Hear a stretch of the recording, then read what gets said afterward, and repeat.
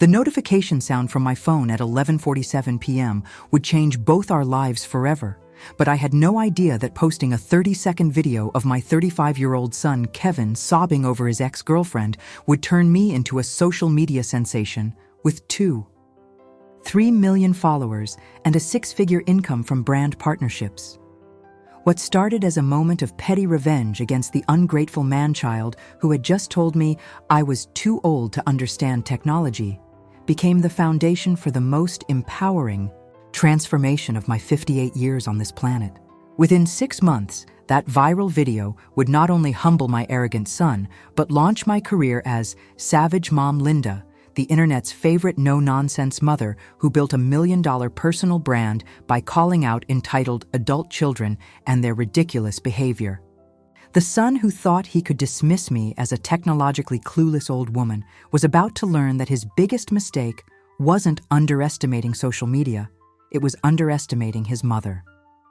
My name is Linda Marie Castellano, and at 58 years old, I had spent the last 3 decades of my life in suburban Phoenix, Arizona, being exactly the kind of mother that my ungrateful children took completely for granted. Standing 5'4" with silver hair that I kept in a practical bob and brown eyes that had seen enough of life to develop what my late husband used to call maternal laser vision, I was the woman who had sacrificed her own dreams to raise 3 children as a single mother after their father died of a heart attack when I was 32 years old. For 26 years, I had been both mother and father to Kevin, Jessica, and Michael Castellano, working double shifts as a nurse at Phoenix General Hospital to keep food on the table, clothes on their backs, and dreams alive in their hearts. I had missed countless hours of sleep, skipped meals to ensure they could eat, and put every penny of my modest income toward their education, their extracurricular activities, and their endless requests for the latest gadgets and experiences that would help them fit in with their friends.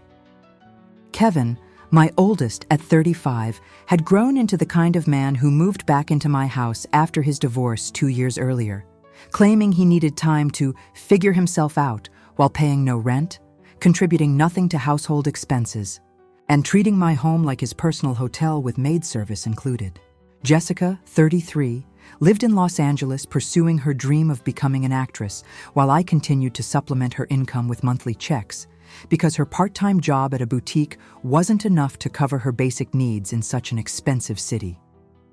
Michael, my baby at 31, had a successful career as a software engineer, but somehow never had time to visit, call regularly, or acknowledge the sacrifices I had made to give him the education that launched his 6-figure salary.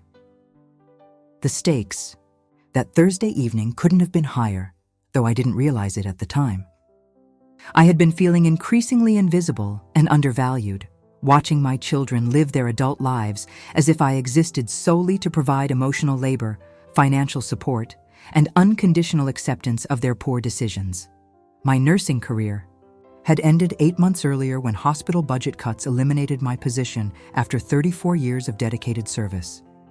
At 58, I was too young for full retirement benefits, but too old to easily find another nursing job in a healthcare system that preferred younger, less expensive employees. I had been spending my unexpected free time trying to understand the digital world that seemed to consume my children's attention. I had cautiously joined Facebook, Instagram, and even TikTok, mostly to feel connected to a generation that seemed to communicate primarily through screens. But my attempts to engage with social media had been met with constant condescension. From Kevin, who lived in my house but treated me like I was a relic from a bygone era. "Mom, you're too old to understand how this stuff works," he would say, whenever I asked questions about posting photos or understanding the various features of different platforms. "Social media is for young people who get it. You should stick to things that are more appropriate for your age group." The irony, of course, was that Kevin himself was hardly a social media success story. His Instagram had 247 followers, mostly family members and people he had known since high school. His TikTok attempts had never received more than 50 views. His Facebook posts about his gym workouts and political opinions were largely ignored by the same friend network that had once supported him during his marriage and subsequent divorce. But that Thursday night, as I sat in my living room scrolling through TikTok videos and trying to understand why some random teenagers had millions of followers while my college-educated son couldn't break 100 likes on his posts. Kevin provided me with the content that would change everything. If you're a mother who has ever felt invisible, taken for granted, or dismissed by the children you sacrificed everything to raise, you're not alone. Please subscribe to hear how this moment of petty revenge became the foundation for building the life I never knew I deserved. Now let me tell you exactly how my son's biggest meltdown became my biggest breakthrough. My story really begins 26 years earlier. On a Tuesday morning in October 1997, when I was 32 years old and trying to figure out how to explain to 3 young children why their father wouldn't be coming home from the hospital. Tony Castellano had suffered a massive heart attack at his construction job. And despite the doctor's best efforts, he died 3 days later, leaving me with Kevin, age 9, Jessica, age 7, and Michael, age 5. The life insurance policy was enough to pay for Tony's funeral and cover our mortgage for 6 months. But after that, I was completely on my own. I had been working part-time as a certified nursing assistant at Phoenix General. But Tony's death forced me to immediately transition to full-time status and begin the long process of earning my RN degree through night school while working and raising 3 grieving children. Those early years were a blur of exhaustion, sacrifice, and determination that I wouldn't allow my children to suffer because of circumstances beyond their control. I worked the overnight shift at the hospital whenever possible because it paid a differential that helped stretch our budget.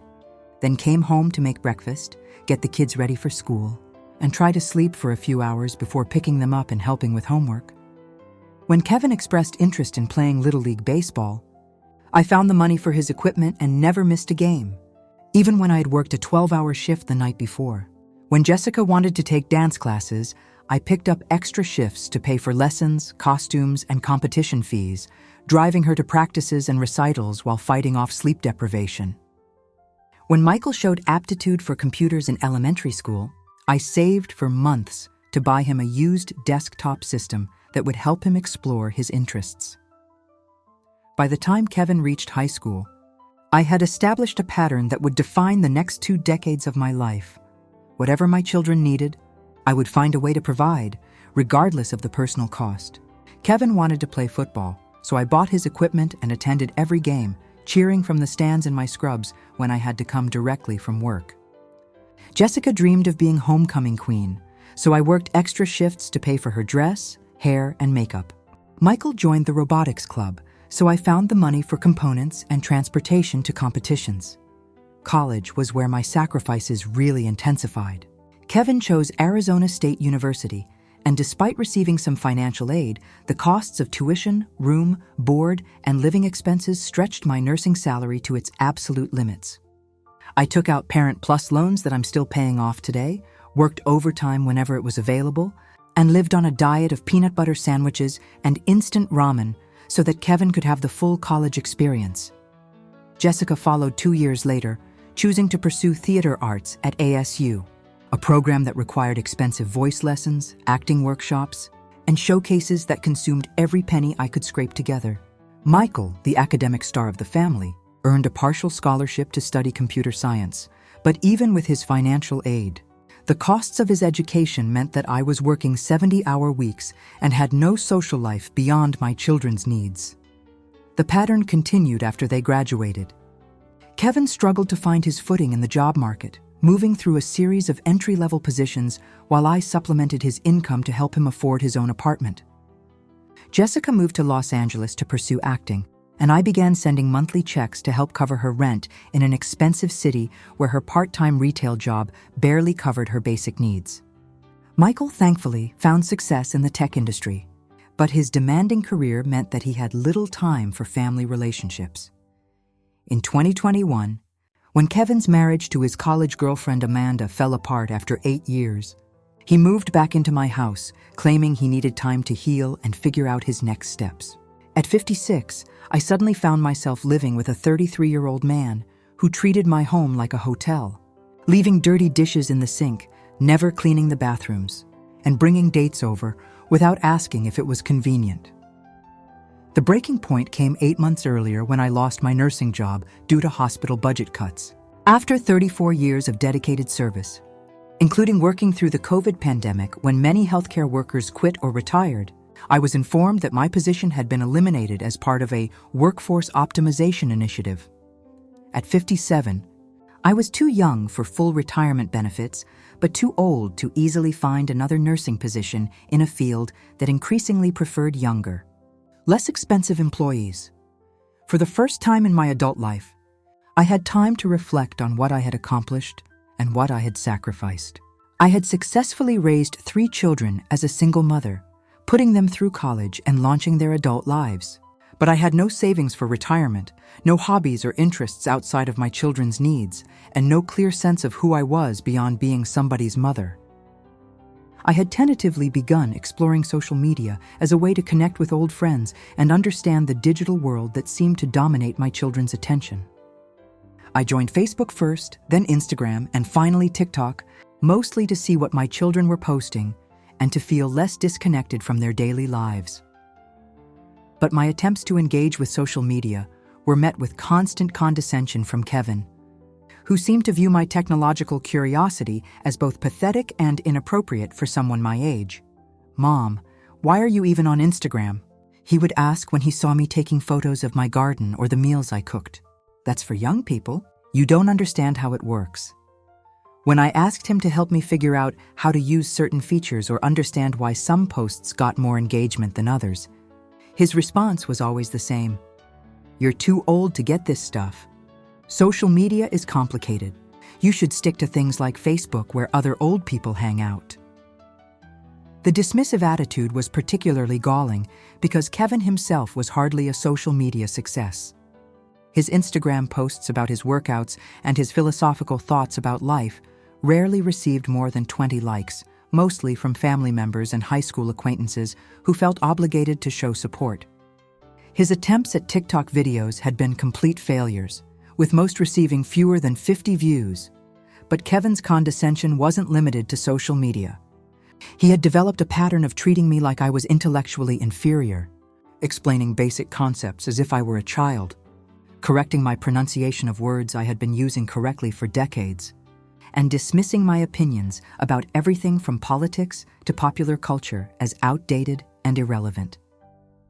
The irony was particularly bitter because Kevin was living in my house, eating food I bought with my unemployment benefits, and contributing absolutely nothing to household expenses while treating me like I was a burden rather than the woman who had sacrificed everything to give him opportunities he took completely for granted.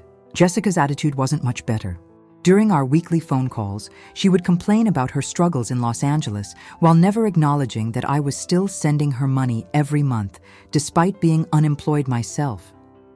When I mentioned my attempts to understand social media or explore new interests, her response was always some variation of, "That's great, Mom," delivered in the kind of tone that suggested she wasn't really listening and didn't consider my interests worthy of serious attention. Michael, despite his success, had become increasingly distant over the years. His visits home were brief and focused on work calls. His phone conversations were perfunctory, and his acknowledgement of my sacrifices was limited to generic Mother's Day cards and birthday gifts that felt more like obligations than expressions of genuine appreciation. By the spring of 2023, I was struggling with feelings of invisibility and irrelevance that I had never experienced before.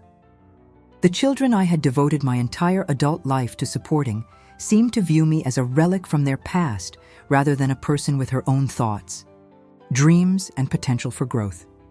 That Thursday evening in June, as I sat in my living room trying to understand why a 20-year-old dancing to pop music could have millions of followers while my accomplished children struggled to get noticed online, I had no idea that I was about to discover exactly how powerful social media could be when used by someone who had finally reached her breaking point with being dismissed and underestimated. The transformation was about to begin, and it would start with Kevin providing me the perfect content to prove that age and experience could be far more powerful than youth and arrogance. The evening that would change everything started ordinarily enough. It was Thursday, June 15th, 2023, and I was in my favorite spot on the living room couch, wearing my comfortable purple pajamas and fuzzy slippers, scrolling through TikTok videos and trying to understand the mysterious algorithm that determined what content millions of people would see. Kevin was in the kitchen, which was unusual since he typically spent his evenings in his bedroom playing video games or scrolling through his phone. I could hear him moving around, opening and closing cabinets, and occasionally muttering under his breath.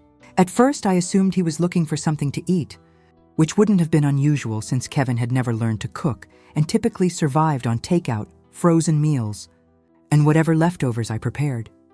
But then I heard something that made me pause my scrolling.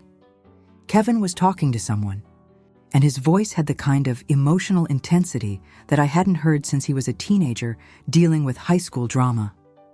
"Amanda, please," he was saying, and I realized he was on the phone with his ex-wife. "I know I messed up, but we can work through this. We had 8 years together. That has to count for something." I felt my stomach clench with a familiar mixture of concern and frustration.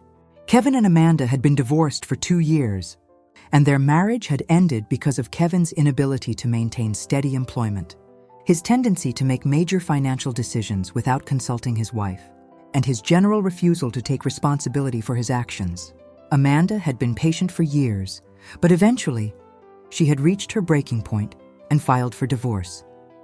Since moving back into my house, Kevin had gone through periods of obsessing over his failed marriage, alternating between blaming Amanda for being unsupportive and expressing desperate desires to reconcile. I had listened to dozens of these conversations over the past 2 years, watching my adult son refuse to accept that his marriage was over and move forward with his life. "I've been going to therapy," Kevin continued, which was news to me since I hadn't seen any evidence of therapeutic appointments or the kind of self-reflection that usually accompanies counseling. "I'm working on myself. I'm becoming the man you always wanted me to be." The conversation continued for another 10 minutes, with Kevin becoming increasingly emotional and desperate. I could only hear his side of the exchange, but it was clear that Amanda was not receptive to his attempts at reconciliation. "Amanda, don't hang up," Kevin's voice cracked with emotion. "I love you. I've always loved you. I know I can be better. I know we can be better together." There was a long pause, and then I heard Kevin say, "Amanda? Amanda, are you there?" The silence that followed was broken by a sound that made my heart break despite my frustration with my son's behavior. Kevin began to cry. Not the quiet, dignified tears of a man processing grief, but the loud, messy sobbing of someone who had completely lost control of his emotions. I got up from the couch and walked toward the kitchen, intending to offer comfort or at least privacy, but what I saw stopped me in my tracks. Kevin, all 6'2" and 200 pounds of him, was sitting on my kitchen floor with his back against the refrigerator, holding his phone to his chest and crying like a heartbroken teenager. "She hung up on me," he said when he saw me standing in the doorway. "She won't even talk to me anymore. She said I need to stop calling her and move on with my life." I stood there for a moment, looking at my 35-year-old son having a complete emotional breakdown over a marriage that had been over for 2 years. And I felt a complex mixture of sympathy and exasperation. This was the same man who had spent months telling me I was too old to understand modern relationships, too set in my ways to grasp the complexities of his emotional life, and too technologically incompetent to navigate the digital world that defined his generation. "Kevin," I said gently, "maybe Amanda has a point. Maybe it is time to—" "You don't understand," he interrupted, his voice rising with anger that seemed disproportionate to my gentle suggestion. "You've been divorced from Dad for 26 years because he died. You don't know what it's like to lose someone you love because they chose to leave." The words hit me like a slap. Not only was Kevin dismissing my attempt to provide comfort, but he was suggesting that my 26 years as a widow had somehow been easier than his 2 years as a divorced man, because death was beyond anyone's control. "Kevin, that's not fair. Nothing about this is fair," he shouted, struggling to his feet and pacing around my kitchen like a caged animal. "I did everything right. I got married. I tried to be a good husband. I worked hard. You got fired from 3 jobs in 5 years, I interrupted, my patience finally reaching its limit. You made major purchases without consulting Amanda. You refused to help with household responsibilities. You spent money on video games and recreational activities while she was trying to save for a house down payment. Kevin's face flushed red with anger. See, this is exactly what I mean. You don't get it because you're old and out of touch. Marriage is complicated now. It's not like when you and Dad got married in the Stone Age and women just did whatever their husbands told them to do. The Stone Age? I felt something snap inside my chest. Kevin, I got married in 1988, not 1950. And I've been supporting myself and 3 children since your father died when I was 32 years old. I think I understand something about adult responsibilities. You understand what worked in your generation, Kevin said dismissively, wiping his nose on his sleeve like a child. But relationships are different now. Social media changes everything. There are dating apps and Instagram, models and all kinds of pressures that you can't possibly understand because you're too old to even figure out how to post a photo properly. And there it was, the condescending attitude that had been building for months, delivered at the moment when Kevin was at his most vulnerable and irrational. The same man who was crying on my kitchen floor over a 2-year-old divorce was telling me that I was too old and technologically incompetent to understand modern relationships. You know what, Kevin?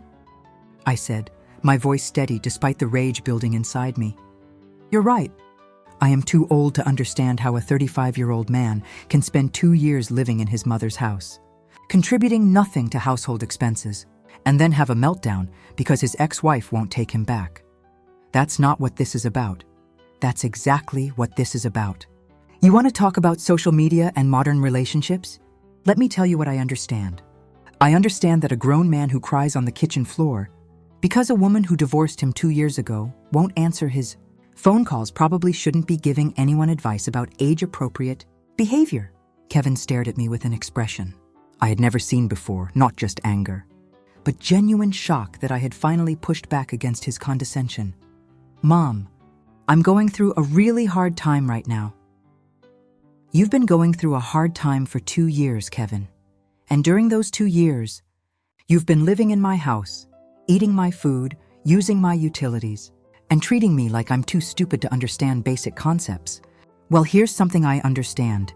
It's time for you to grow up.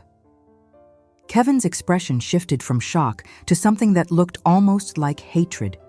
You know what your problem is, Mom? You're bitter because you never had a real relationship after Dad died.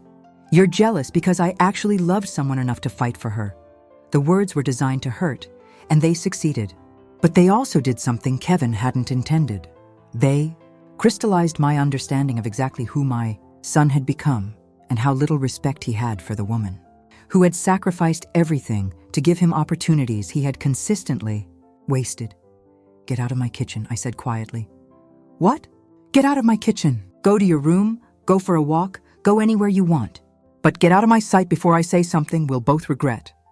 Kevin left, stomping upstairs like a teenager, and I stood alone in my kitchen, shaking with anger and hurt. The phone he had been using for his desperate call to Amanda was still on the counter, and I could see that he had been recording voice memos, probably practicing what he wanted to say to his ex-wife. But what caught my attention was something else. Kevin's phone was still open to his camera app, and I realized that in his emotional state, he had accidentally started recording a video. The 30-second clip showed him sitting on my kitchen floor, crying uncontrollably while talking to Amanda, then having his meltdown about how I didn't understand modern relationships. I picked up the phone and watched the video 3 times.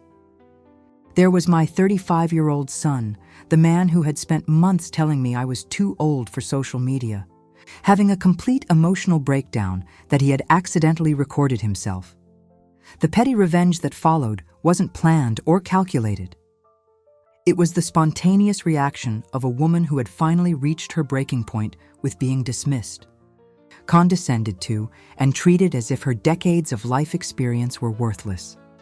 I connected Kevin's phone to my laptop, downloaded the video, and uploaded it to my TikTok account with a caption that would change both our lives. When your 35-year-old son says you're too old for social media, but accidentally records himself crying over his ex-wife on your kitchen floor. Some lessons can't be taught, only learned. Savage mom, 1. Adult children, 1. Reality check. I posted the video at 11:47 p.m. and went to bed, having no idea that I had just created content that would reach 2.3 million people within 48 hours and transform me from an invisible, unemployed nurse into one of social media's most influential voices for underestimated mothers. The war between generations was about to begin, and for the first time in decades, the older generation was going to win. I woke up the next morning at 7:23 a.m.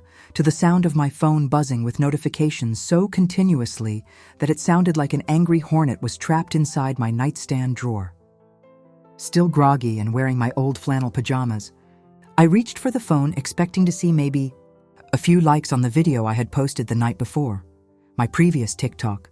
Attempts had rarely exceeded 50 views. What I saw made me sit straight up in bed, with a jolt of adrenaline that was more powerful than any cup of coffee I had ever consumed.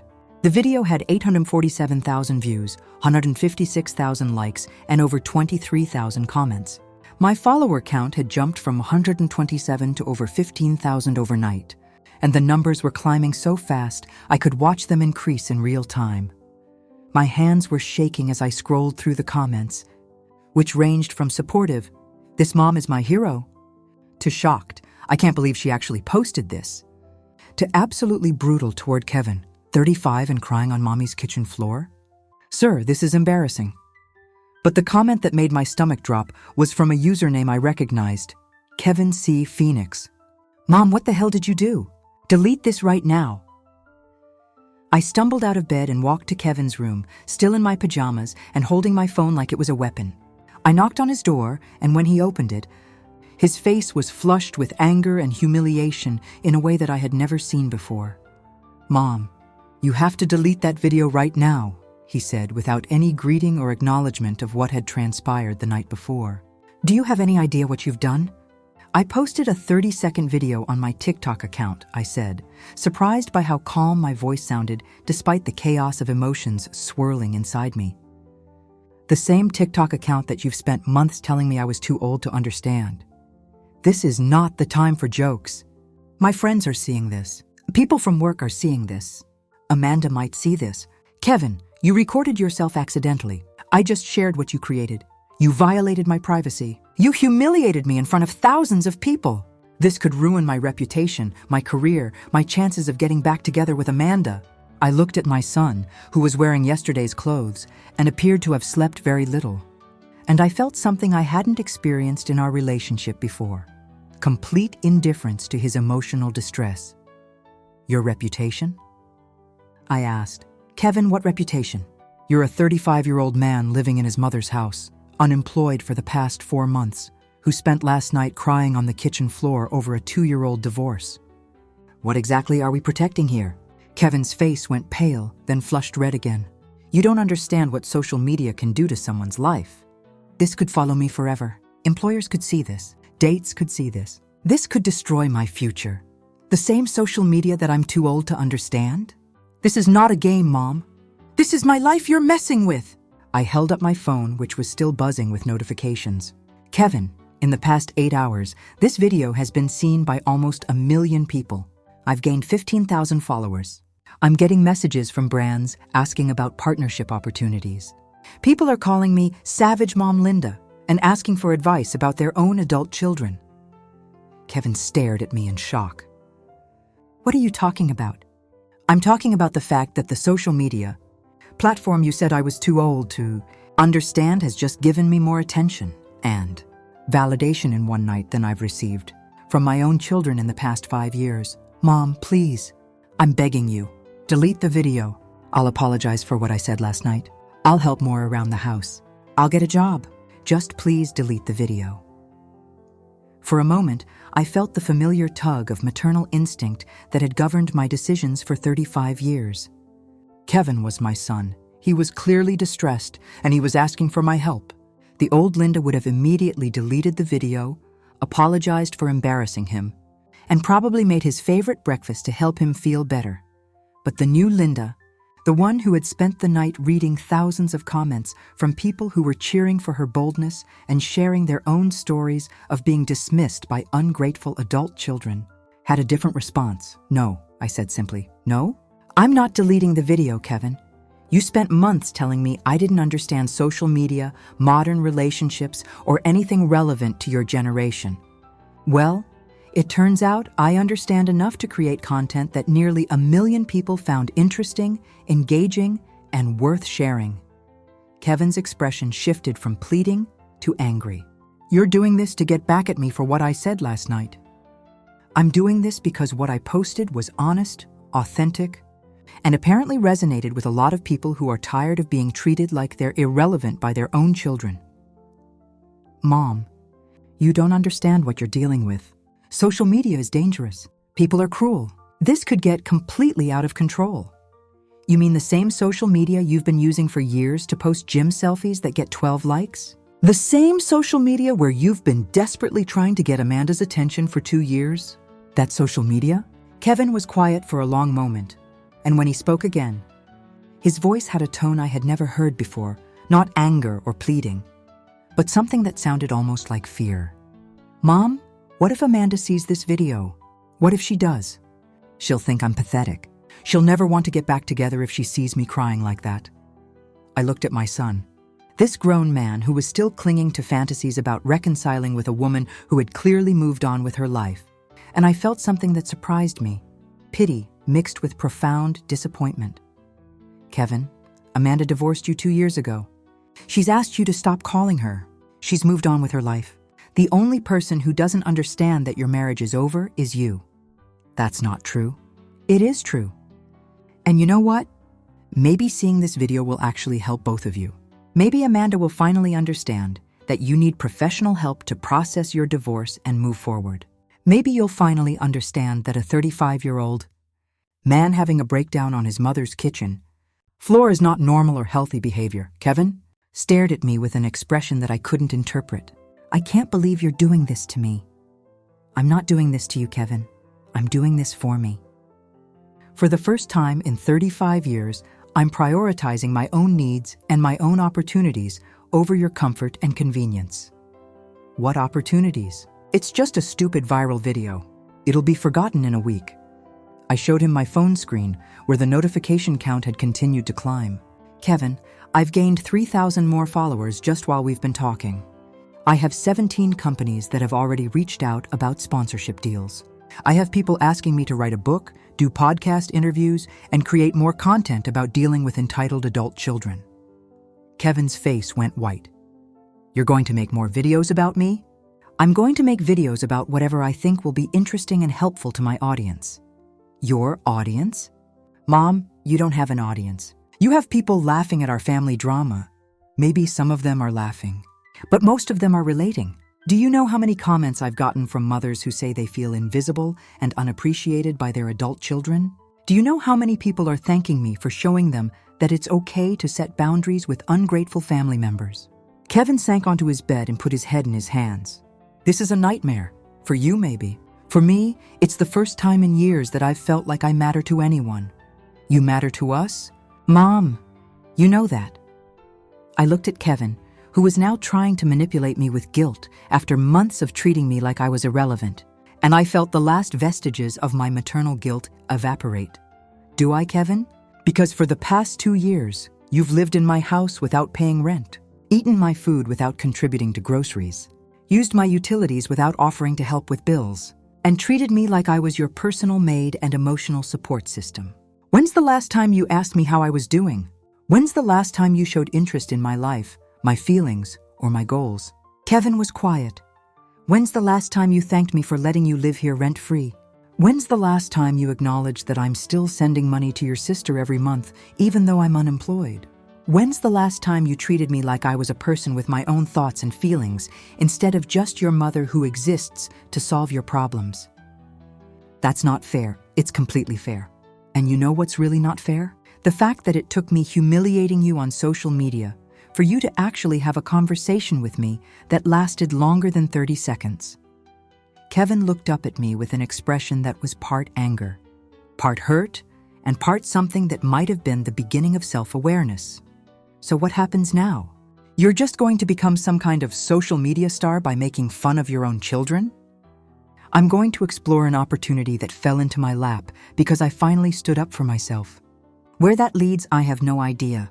But I know where staying silent and invisible was leading me. Nowhere. I turned to leave Kevin's room, then stopped and looked back at him. Oh, and Kevin? You have 2 weeks to find another place to live. It's time for both of us to start acting like adults. The look of shock on his face was worth every uncomfortable moment of the conversation that was about to define the rest of our relationship. 7 weeks after posting the video that changed my life, I was sitting in a rented office space in Scottsdale, Arizona, wearing a professional blazer I had purchased with my first brand partnership check, preparing for my third podcast interview of the week. The transformation had been so rapid and complete that I sometimes felt like I was living in someone else's life. Savage Mom Linda had become a phenomenon that I never could have predicted. The original video of Kevin crying on my kitchen floor had reached 3.7 million views. But more importantly, it had launched a platform that resonated with thousands of women who felt invisible, unappreciated, and taken for granted by their own families. My TikTok account had grown to 487,000 followers. My Instagram had 92,000. And my newly created YouTube channel was approaching 150,000 subscribers. But the numbers, while impressive, weren't what surprised me most about this unexpected career. What surprised me was how much I genuinely enjoyed creating content, connecting with my audience, and using my decades of life experience to help other people navigate difficult family relationships. The brand partnerships had started within the first week after my video went viral. Companies that marketed to women over 40, everything from skincare products to financial planning services to online courses, began reaching out with collaboration offers. My first sponsored post, promoting a meal delivery service aimed at busy mothers, earned me $2,800 for a 30-second video that took me less than an hour to create. By the end of the second month, I was earning more per week from social media than I had made per month as a nurse. By the end of the third month, I had hired Sarah Martinez, a 26-year-old social media manager, to help me navigate partnership opportunities, content planning, and the technical aspects of maintaining multiple platforms. But the real breakthrough had come when I shifted from just sharing family drama to providing actual value to my audience. I began creating content about setting boundaries with adult children, rebuilding your identity after decades of self-sacrifice, and finding confidence and purpose in your 50s and beyond. My video series, Savage Mom Wisdom, became particularly popular, featuring bite-sized advice about topics like how to stop being your adult child's ATM, why guilt is not a parenting tool, and the difference between supporting and enabling. Each video drew from my own experiences, but provided practical guidance that my audience could apply to their own situations. The response was overwhelming and deeply moving. I received hundreds of messages from women who said my content had given them permission to prioritize their own needs for the first time in decades. Mothers who had been sending money to ungrateful adult children stopped the financial support and used the money to pursue their own interests. Women who had been providing free childcare for their adult children began setting boundaries and reclaiming their time. One message particularly stayed with me, from a woman named Patricia in Ohio. Linda, I'm 62 years old, and I've been babysitting my daughter's 3 kids every day for the past 5 years while she pursues her art career. After watching your videos about enabling, I told her I would only babysit 2 days a week going forward. She was furious, but for the first time in years, I have time to take the painting classes I've always wanted to try. Thank you for showing me that it's not selfish to have my own life. The podcast interviews had started coming within a month of my viral moment. The Morning Motivation Show, Women Over 40 and Thriving, and Second Act Success had all featured me as a guest, discussing my unexpected social media career and the lessons I had learned about family dynamics and personal growth. But the opportunity that truly changed everything came from an unexpected source. A literary agent named Jennifer Walsh, who had seen my content and reached out about writing a book. Linda, Jennifer had said during our first phone call, you've tapped into something that millions of women are experiencing, but that isn't being addressed in mainstream media. The sandwich generation, women who are still supporting adult children while also caring for aging parents, is underrepresented in popular culture. Your voice, your authenticity, and your practical advice could really help people. The book proposal for Savage Mom: How to Stop Enabling Your Adult Children and Start Living Your Own Life, was submitted to publishers 6 weeks after my video went viral. Within 2 weeks, we had a bidding war between 4 major publishers, ultimately resulting in a 2-book deal worth $400,000. Meanwhile, the situation with Kevin had evolved in ways that were both satisfying and complicated. True to my word, I had given him 2 weeks to find alternative housing. And after a week of sulking and trying to guilt me into changing my mind, he had moved in with his friend Marcus, a fellow underemployed 30-something who lived in a studio apartment in Tempe. The initial anger and humiliation Kevin felt about the viral video had gradually transformed into something that looked almost like grudging respect. 3 weeks after moving out, he had shown up at my door with a bag of groceries and an apology that seemed genuine. "Mom," he had said, standing on my doorstep looking more serious than I had seen him in years, "I've been thinking about what you said, and I want you to know that I'm sorry. Not just for what I said that night, but for how I've been treating you for the past 2 years. I had invited him in, curious about what had prompted this apparent moment of self-awareness. "I've been watching your videos," he continued, "and reading some of the comments from your followers. I didn't realize that what happened between us wasn't just about us. There are a lot of people dealing with similar situations. Kevin, what are you trying to say?" "I'm saying that maybe you were right. Maybe I have been taking advantage of your kindness and treating you like you existed just to solve my problems. And maybe the video, as embarrassing as it was for me, actually helped me see some things about myself that I needed to see." The conversation had lasted 2 hours, during which Kevin acknowledged that he had been avoiding responsibility for his failed marriage, his employment struggles, and his general inability to function as an independent adult. He revealed that the public humiliation of the viral video had motivated him to finally seek therapy and had helped him understand that his obsession with reconciling with Amanda was preventing him from moving forward with his life. "Are you still angry about the video?" I had asked him. Kevin had laughed, but it wasn't bitter or sarcastic. "I was furious for about 2 weeks. But then I realized that more people have seen me cry about my ex-wife than have ever paid attention to anything else I've done in my life. And somehow, that helped me understand that I was making my divorce the most important thing about me, instead of trying to build something new." More surprisingly, Kevin had started following my social media accounts and occasionally commenting with supportive messages that seemed to surprise my followers who remembered him as the crying man-child from my original video.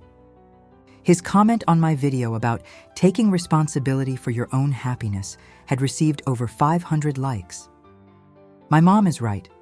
I spent 2 years blaming everyone else for my problems instead of working on solutions. Still learning, but grateful for the wake-up call. Jessica's response to my social media success had been more complicated. Initially, she had been mortified that her mother was airing family business online and worried about how it might affect her acting career if casting directors discovered our family drama. But when she realized that my success meant I would no longer be sending her monthly financial support, her concern had shifted to self-interest. "Mom, you can't just cut me off financially because you're mad at Kevin," she had said during one of our phone conversations. "I depend on that money to survive in LA. This isn't about me. Jessica, you're 33 years old with a college degree. It's time for you to support yourself completely. But the acting industry is different now. It's harder to make money. I need more time to build my career. You've had 11 years since graduation to build your career. How much more time do you need?" The conversation had ended with Jessica hanging up on me. But 2 weeks later, she had called back with news that surprised both of us. She had gotten a full-time job as an administrative assistant at a talent agency. "It's not glamorous," she had admitted, "but it pays well and it keeps me connected to the entertainment industry. And honestly, having financial stability feels better than I expected." Jessica had also started following my social media accounts, though she rarely commented publicly. However, she had sent me a private message after my video about supporting your children versus enabling them that meant more to me than any brand partnership.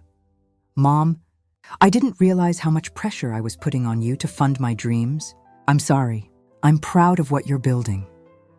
Michael, my youngest, had been the most supportive from the beginning. His successful career in tech had given him an understanding of social media algorithms and audience engagement that my other children lacked. Mom, what you've accomplished in 2 months is actually incredible from a business perspective, he had told me during one of our video calls. Most influencers spend years trying to build the kind of engaged audience you've developed. You found a niche that isn't being served, and you're providing real value to people who need it. Michael had even offered to help me with the technical aspects of content creation and had designed a professional logo for Savage Mom Linda that I was using across all my platforms. But perhaps the most significant development had been the opportunity that arose from my growing platform, speaking engagements. I had been invited to speak at 3 conferences for women over 40, sharing my story about reinventing yourself later in life and building a personal brand around your authentic experiences. My first speaking engagement at a women's empowerment conference in Denver had been terrifying and exhilarating. Standing in front of 800 women, many of them dealing with their own challenges with adult children and personal identity, I had shared my story and the lessons I had learned about the difference between being a supportive parent and being an enabler. The standing ovation I received lasted nearly 5 minutes. But more importantly, the feedback from attendees confirmed that I was addressing issues that desperately needed attention. Women approached me afterward to share their own stories of sacrifice and invisibility, expressing gratitude that someone was finally talking about the challenges of motherhood that extended far beyond the cute baby and toddler years. The speaking fees, $5,000 for my first event, $8,000 for the second, and $12,000 for the third, represented more money than I had ever earned for a single day's work in my entire career as a nurse. As I sat in my rented office space that morning, preparing for another podcast interview, I reflected on how completely my life had transformed in less than 2 months. The unemployed, invisible nurse who had felt irrelevant and undervalued had become a social media entrepreneur with a growing platform, multiple revenue streams, and a voice that was reaching thousands of people every day. But the most surprising aspect of this transformation wasn't the money or the recognition. It was the sense of purpose and fulfillment I felt from helping other women recognize their own worth and potential. For 35 years, I had derived my identity and satisfaction from taking care of other people's needs. Now I was still helping people, but I was doing it on my own terms and building something that belonged entirely to me. The woman who had been told she was too old for social media had not only mastered the platforms her son dismissed her from understanding. She had used them to build an empire that was about to make her more financially successful than she had ever imagined possible. 6 months after posting the video that launched my unexpected career, I was standing in the green room of Good Morning America in New York City, wearing a custom-tailored burgundy suit and checking my phone for the latest metrics on what had become a multimedia empire. Savage Mom Linda now had 1.2 million TikTok followers, 340,000 YouTube subscribers, and my book had just hit number 3 on the New York Times bestseller list in its 2nd week of publication. The interview with Robin Roberts was scheduled to air in 15 minutes, and I felt a calm confidence that would have been impossible just months earlier. The nervous, unemployed nurse who had questioned her own relevance had been replaced by a woman who commanded 5-figure speaking fees and had brand partnership offers arriving daily, but the moment that would provide the ultimate vindication was happening in real time on my phone. Kevin, who was also in New York visiting friends, had texted me 20 minutes earlier. "Mom, I'm watching GMA right now, waiting for your interview." The guy next to me at the coffee shop just said, "That Savage Mom lady is brilliant. She's exactly what mothers need to hear." I told him that's my mom. I've never been more proud. The text was followed by a photo Kevin had taken of himself with the stranger, both of them holding up copies of my book, Savage Mom: How to Stop Enabling Your Adult Children and Start Living Your Own Life. The image of my son, who had once dismissed me as too old for social media, proudly showing off his mother's best-selling book to a stranger in a Manhattan coffee shop, was worth every uncomfortable moment of our journey to this point. The financial transformation had been the most unexpected aspect of my success. In addition to the $400,000 book advance, my social media empire was generating between $50,000 and $80,000 per month through various revenue streams. Brand partnerships with companies targeting women over 40 brought in $15,000 to $25,000 monthly. My online course, Boundaries for Mothers: How to Love Your Adult Children Without Losing Yourself, was selling 200 units per month at $297 each. Speaking engagements were booking at $15,000 to $20,000 per event, and I had appearances scheduled through the following year. But more than the money, what amazed me was the impact my content was having on women across the country and around the world. My inbox was flooded daily with messages from mothers who had used my advice to transform their relationships with their adult children and reclaim their own identities. One message that particularly moved me came from a woman named Sandra in Michigan. Linda, I'm 64 years old, and I've been financially supporting my 38-year-old son for 15 years. After watching your content for 3 months, I finally told him that the monthly checks were ending and he needed to figure out his own finances. He was angry at first, but last week he got a full-time job for the first time in years and thanked me for forcing him to become independent. I used the money I was sending him to book a trip to Italy, something I've dreamed about for 20 years. Another message, from Maria in California, showed the broader impact. My daughter is 28 and has been treating me like her personal babysitter while she goes out with friends every weekend. Your video about the difference between helping and enabling gave me the courage to tell her I would only babysit once a week and only with advance notice. She had to figure out other arrangements, and you know what? She did. Our relationship is actually better now because she's not taking me for granted. The ripple effects extended beyond individual families. I had been contacted by therapists who were using my content as discussion points with clients, by parenting coaches who were incorporating my boundary-setting strategies into their programs, and by women's organizations that wanted me to keynote their events. Jessica's attitude toward my success had evolved dramatically over the 6 months since my viral moment. Initially embarrassed by the public nature of our family dynamics, she had gradually come to appreciate both the positive impact of my platform and the example I was setting about reinventing yourself later in life.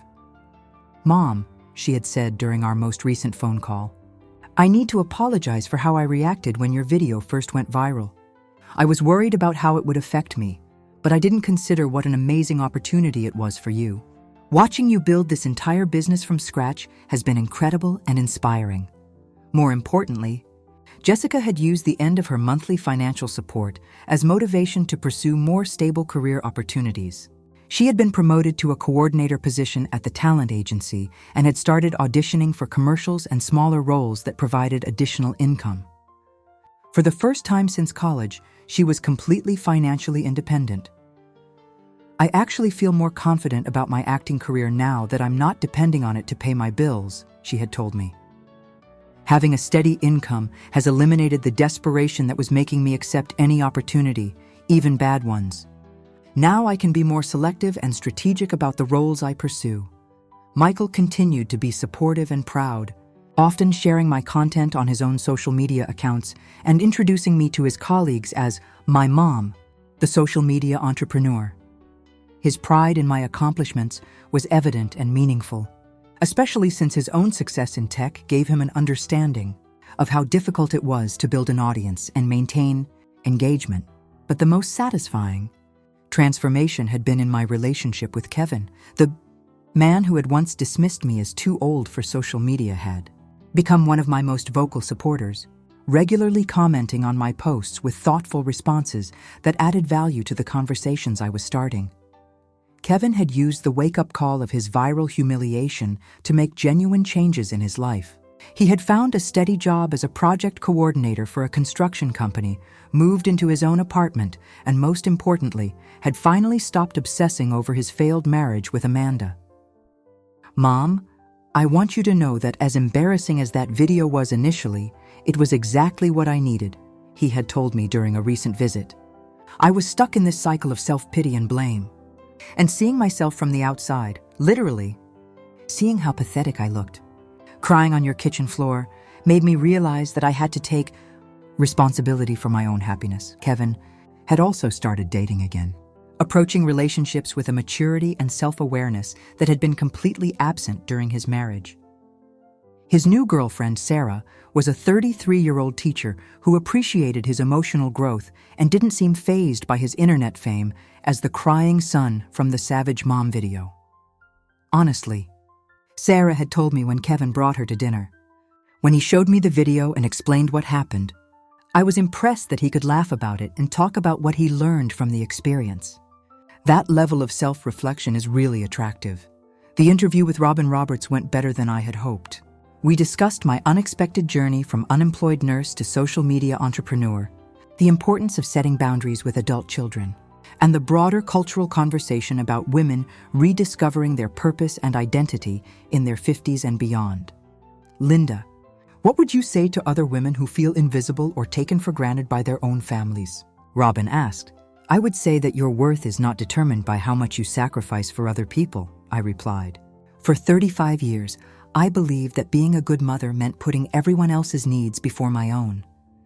But what I learned is that modeling self-respect and boundaries is actually a gift to your children. It teaches them to value themselves and others appropriately.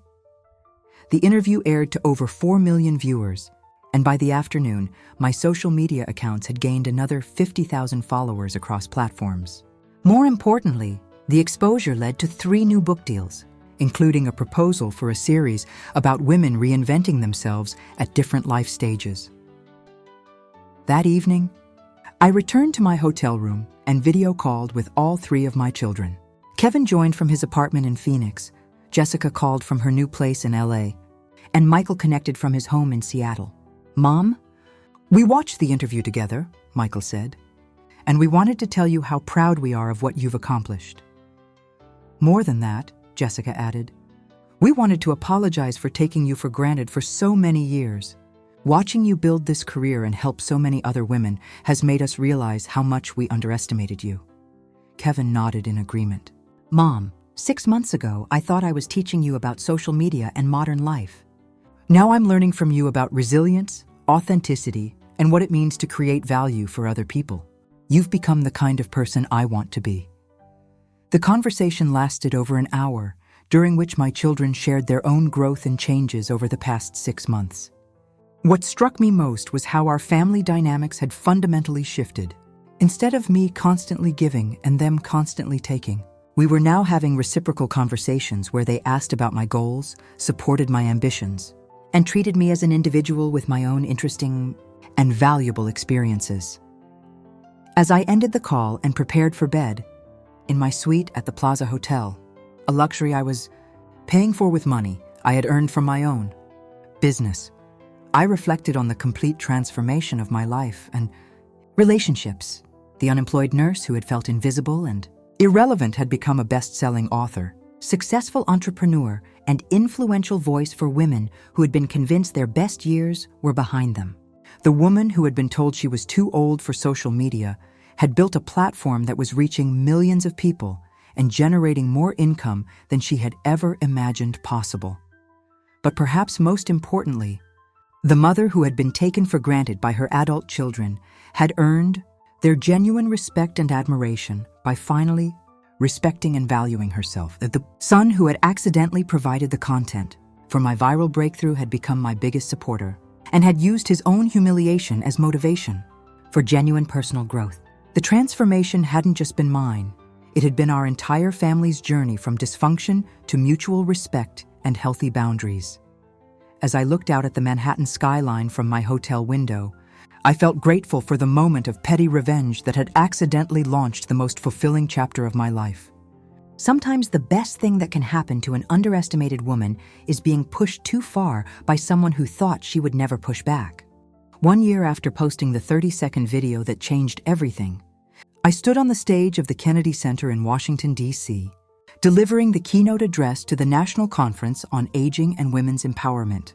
The audience of 1,500 included policymakers, researchers, advocates, and women from across the country who were redefining what it meant to age gracefully and purposefully in America. 12 months ago, I began. Looking out at the sea of faces, I was a 58-year-old unemployed nurse who felt invisible and irrelevant. My own son had told me I was too old to understand social media, too out of touch to grasp modern relationships, and too set in my ways to adapt to a changing world. Tonight, I stand before you as the CEO of Savage Mom Enterprises, a multimedia company valued at over $3 million and the author of 2 New York Times bestsellers. The applause that followed was warm and sustained, but I continued because the numbers, while impressive, weren't the real story. But this transformation isn't really about social media success or business metrics. It's about what happens when women who have been dismissed, underestimated, and taken for granted finally decide to bet on themselves instead of waiting for others to recognize their worth. The past year had been a whirlwind of growth, challenge, and profound personal satisfaction that I could never have imagined during my decades as a single mother focused solely on my children's needs and development. Savage Mom Enterprises now employed 12 people, including Sarah Martinez as my chief operating officer, content creators for multiple platforms, customer service representatives for my online courses, and a publicist who managed my speaking engagements and media appearances. My second book, Savage Mom Boundaries Backlash and Building Your Second Act, had debuted at #1 on the bestseller list and had been optioned by Netflix for a potential documentary series. The financial transformation had exceeded my wildest dreams. Between book royalties, speaking fees that now commanded $25,000 to $35,000 per engagement, online course sales, brand partnerships, and licensing deals, I was earning more in a month than I had made in an entire year as a nurse. More importantly, I was building generational wealth that would ensure my financial security and independence for the rest of my life. But the numbers only told part of the story. The real measure of my success was the impact my platform was having on women who had been convinced that their most productive and fulfilling years were behind them. My online community had grown to include over 100,000 women who were actively working to set boundaries with adult children, pursue delayed dreams, and rebuild their identities beyond motherhood. The Savage Mom Method, my framework for transitioning from enabling to empowering, had been implemented by thousands of families with remarkable results. Dr. Patricia Williams, a family therapist who had written about my approach in the Journal of Family Psychology, had documented the positive outcomes. The Savage Mom methodology represents a significant shift in how we think about healthy parent-adult-child relationships.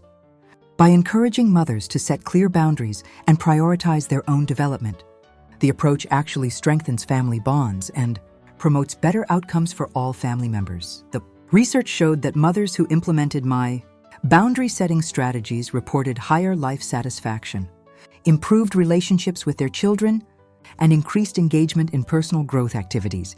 Perhaps more surprisingly, their adult children showed improved independence, better financial management, and healthier romantic relationships. One of the most powerful testimonials had come from Dr. Jennifer Martinez, a family therapist in Dallas who had initially been skeptical of my approach. I was concerned that Linda's methods might be too confrontational and could damage family relationships. But after working with several clients who were implementing her strategies, I've seen remarkable improvements in family dynamics.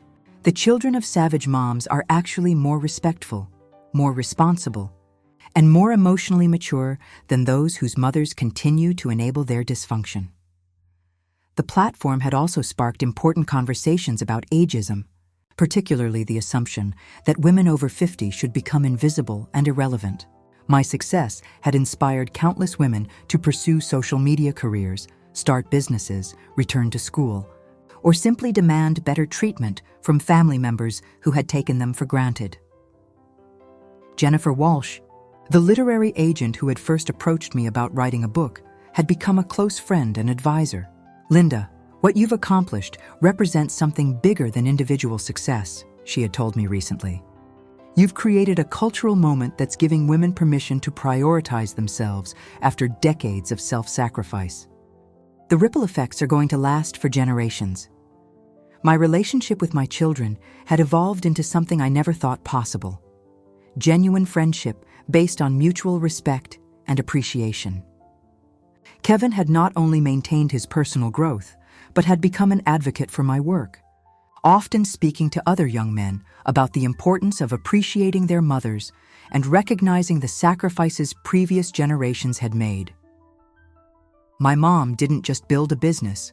Kevin had said during a podcast interview about his experience going viral, she built a movement that's helping families communicate better and respect each other more. Yeah, it was embarrassing to become internet famous for crying about my ex-wife, but it was also the kick in the ass I needed to grow up and become someone my mother could be proud of. Kevin's relationship with Sarah had developed into an engagement, and they were planning a wedding for the following spring. What touched me most was that Kevin had asked if I would officiate the ceremony, having gotten ordained online specifically so that his mother could play a central role in his new beginning. Jessica had used the inspiration of my reinvention to pursue her own entrepreneurial venture, launching a coaching business for aspiring actors that combined her industry knowledge with practical business skills. She was earning more from coaching than she had ever made from acting, and more importantly, she had found a way to stay connected to the entertainment industry while building financial stability. Mom, watching you create something from nothing in your 50s taught me that it's never too late to pivot and find success in unexpected places, Jessica had told me. You showed me that experience and authenticity can be more valuable than youth and desperation. Michael had been promoted to a senior engineering position and had started a family with his wife. Emma, their daughter, my first grandchild, was named Linda Marie after me, an honor that meant more to me than any professional recognition. I want my daughter to grow up knowing about her grandmother who refused to become invisible, Michael had said when they announced the name. You've shown our whole family what it means to value yourself and demand respect from others. The speaking engagement at the Kennedy Center represented the pinnacle of my public platform, but it also marked the beginning of a new phase in my mission. I announced that night the launch of the Savage Mom Foundation, a nonprofit organization dedicated to providing resources, support, and education for women over 50 who were seeking to rebuild their identities and pursue new opportunities. The foundation would offer scholarships for women returning to school, grants for female entrepreneurs over 50, and support groups for mothers working to establish healthier boundaries with adult children. The initial funding of $500,000 was coming from my own profits, but we had already received commitments from major corporate sponsors and individual donors. The woman who told me I was too old for social media accidentally gave me the greatest gift of my life. I concluded my keynote address. He showed me that the only person who can make you irrelevant is yourself. He taught me that age is not a limitation unless you accept it as one. And most importantly, he proved that sometimes the best revenge is not just success, but using that success to lift up other people who have been dismissed and underestimated. The standing ovation lasted nearly 10 minutes. But what moved me most were the women who approached me afterward to share their own stories of transformation and empowerment. Nurses who had started consulting businesses, teachers who had launched online courses, mothers who had returned to school, grandmothers who had started dating again. All of them had found the courage to prioritize themselves after being inspired by my journey. As I flew home to Phoenix that night, I reflected on the complete transformation of my life and purpose. The unemployed nurse who had felt invisible and irrelevant had become a best-selling author, successful entrepreneur, and influential advocate for women who refused to accept society's limitations on their potential. The mother who had spent 35 years sacrificing her own dreams for her children's happiness had discovered that the greatest gift she could give them was an example of what it looked like to value yourself and pursue your own fulfillment. But perhaps most remarkably, the woman who had been told she was too old for social media had used those very platforms to reach millions of people and create a legacy that would outlast any viral video or trending hashtag. My son's moment of condescension had accidentally launched not just my personal transformation, but a movement that was changing how families communicate. How women age, and how society values the wisdom and experience of people who refuse to become invisible. The 30-second video of a 35-year-old man crying on his mother's kitchen floor had become the foundation for a million-dollar empire. But more importantly, it had become proof that it's never too late to discover who you're meant to be when you stop being who others expect you to be. For any woman who has ever been told she's too old, too set in her ways, or too irrelevant to matter, I want you to know this: your age is your advantage. Your experience is your expertise, and your time is now. The world needs what you have to offer, and the only person who can decide whether you're too late is you. Thank you for joining me on this incredible journey from invisible mother to empowered entrepreneur. If Linda's story inspires you to pursue your own second act or gives you the courage to set boundaries with people who take you for granted, I'd love to hear about it in the comments below. Please subscribe for more stories of women who turned their darkest moments into their greatest triumphs. And remember, it's never too late to become exactly who you were meant to be. Sometimes the best things in life begin with someone underestimating exactly what you're capable of achieving.